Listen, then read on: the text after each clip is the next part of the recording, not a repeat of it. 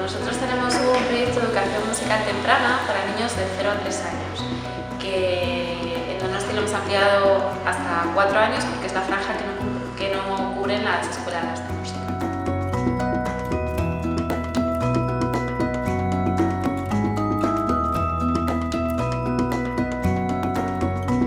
Nosotros lo que pretendemos es utilizar la música para desarrollar otras habilidades, otras capacidades.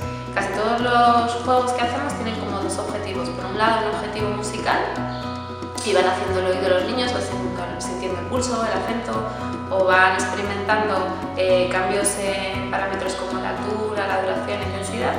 Y por otro lado, pues, el juego sirve también para mejorar la motricidad, el equilibrio, la atención, coordinación, otras capacidades.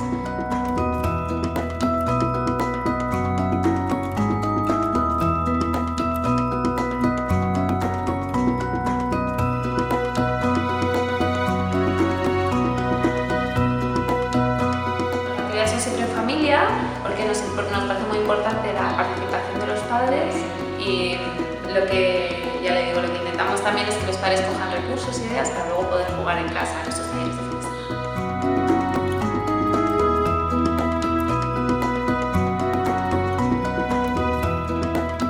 Sí, personalmente me parece muy interesante, me gusta y también soy madre y me gusta estar pendiente de la educación que recibe mi hijo en su centro escolar, y poder participar o poder ayudar de alguna manera y poder llevar una misma línea.